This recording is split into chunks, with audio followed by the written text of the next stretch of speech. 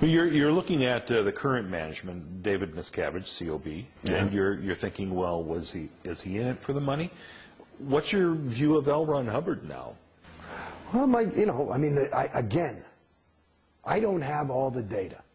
I read some of the books that are out that are critical, Barefaced Messiah and Madman or Magician or whatever it was. Madman or Messiah. Right. That one, and Piece of Blue Sky. Piece of Blue Sky, and then there's stories. I think that so I don't know if all that's true, but it's consistent. One of the ways for me that I can detect whether something is true or false is for inconsistencies. You say the guy wore blue shoes, and here's a picture of him in red shoes. So I never saw anything inconsistent. I didn't see it with my own eyes. But there's the person seemed reliable. But again, here I am, I'm just pulling out of this thing, and I thought LRH was reliable. And I don't. I don't think so now. I mean, I look, and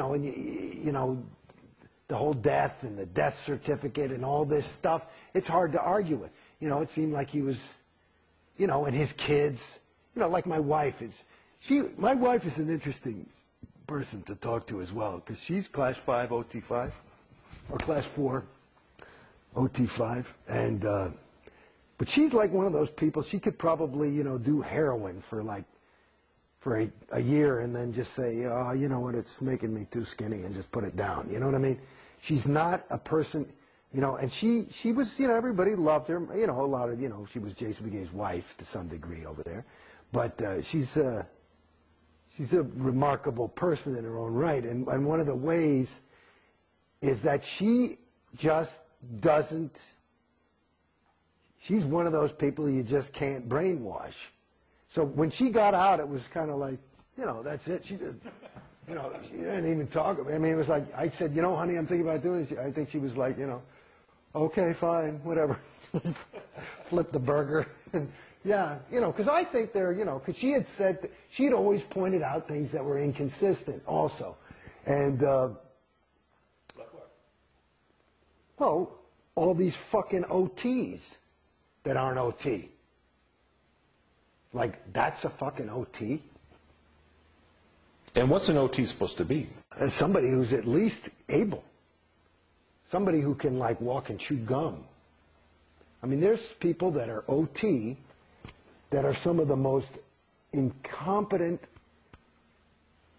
stupid people. I mean, when I say, my definition of stupid is not, necessarily, it doesn't have anything to do with data or education. It has to do with being able to say, I'm talking about people put their hand on the stove and go, hey, my hand's hot. My hand is hot.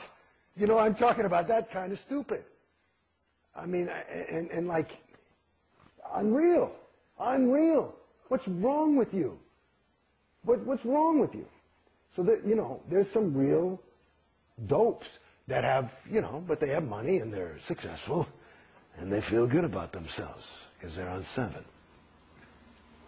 Well, I'm on 7 now. It's fucking great. I got to tell you, you got to get on 7. Yeah. It's that kind of thing. And it gives them a thing. And you look at him and it's, and Scientologists know. And I talked to Big Tur. I said, what the fuck? What is that? What is that? Because these people, I might have had an issue with them and they'll write me up. And they'll bring me to ethics. I got to handle this thing, and it'll be in the thing they wrote up. I'd say, "What do you want me to say? It's true, I guess." And they go, "Well, I'm not going to say the name. He's, well, who he is."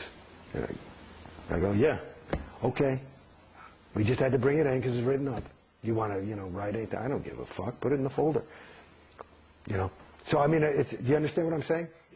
So that was some of the stuff that she would just really go nutty on. And even me, here I was.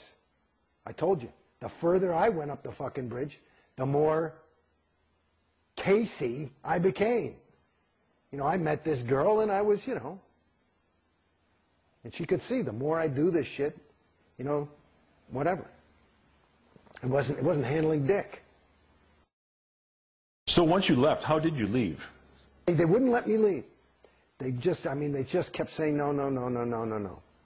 And so I said, okay, give me my money back. And that what I had was, you know, money on account. And per their policy, if you asked for your money, that was it. And they did give it back? They gave my wife's money back. They offered to give me my money back.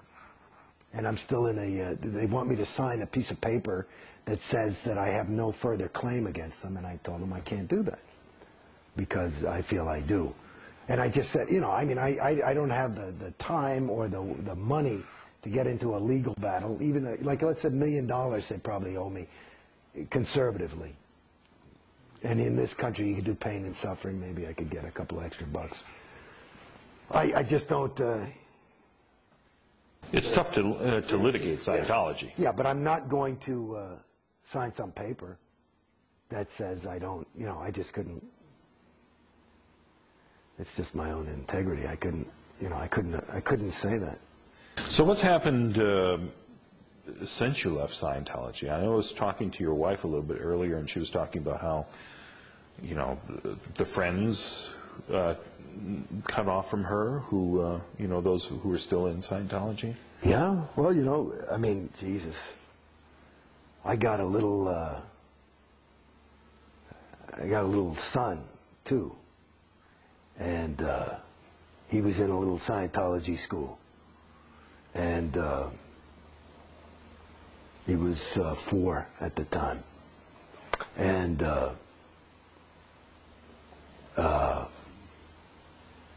no school was started. We moved. So we're in the process of moving. So it was pretty, and moving to a big, we moved to this big property out here. It's a big different thing, and it's a long way away. And they kicked him out of school. It was a Scientology school? So, yeah, they kicked him out. So he had nothing to do, and it fucked him up. Because he had, you know, why can't I see my friends? And that was all his friends. And, you know, and this was a time when, you know, Mom and Dad were really busy. I'm working. We've got a little tiny infant at the time.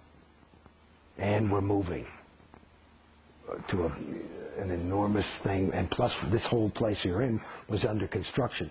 There was a period we were in one of those Airstream type of things, you know, and nothing for him to do. And that was, so that was one. So, yeah. Our friends, I mean, I knew I could see I was pulling away. So I'm kind of an antisocial personality anyway, so I don't really hang around people, you know. But my wife, you know, with the kids and stuff, she, I remember there's a girl, a wonderful girl, Kelly Daniels, terrific chick, and she found out. You know, some ethics person told her, and she just was inconsolable. You know, so I know there were a lot of broken hearts on the other side. And now there's not. I saw some fucking kid like that I hardly know. You know, I do voiceovers too. So I went to a voiceover, and there was some kid from Scientology. And like usually if I'd see him at a voiceover, I'd be, hey, Jason, you know. And he went... You know, and I just said, you fucking punk. That's all I said to him. It's just like, you see that's it in a nutshell. You know, both of them are alive. The Jason, because we're Scientologists, and because you're out. And so when you look at the thing about, it's really, really, the data shows from the fact, like Tori's husband left her. These people, their families are just, there's the proof.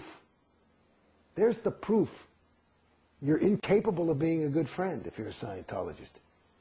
Because you're a Scientologist. And Jason Beghe, the Scientologist, is willing to lose David. Is willing to sacrifice certainly the quality of my relationship with Mom and Dad. and brothers and sisters. And God knows who else that I could have made friends with that weren't Scientologists. Because whatever, maybe they just didn't understand or whatever. And my whole fucking, the most important thing in my life, for me, again, going back to who I was as a kid, was a guy who was interested in people. And I wasn't like judging people, like, I was just willing to be them. And maybe that's why I became an actor. And I grew up in New York. And I was like, this is people, people, people. Every day growing up, I would meet somebody. You're on the subway. And now, you know, people go to the Home Depot with me, and we go and I hang and we talk and we do a thing, and that's who I am. And to some degree, you're not able to communicate because you can't, you've got a bubble around yourself.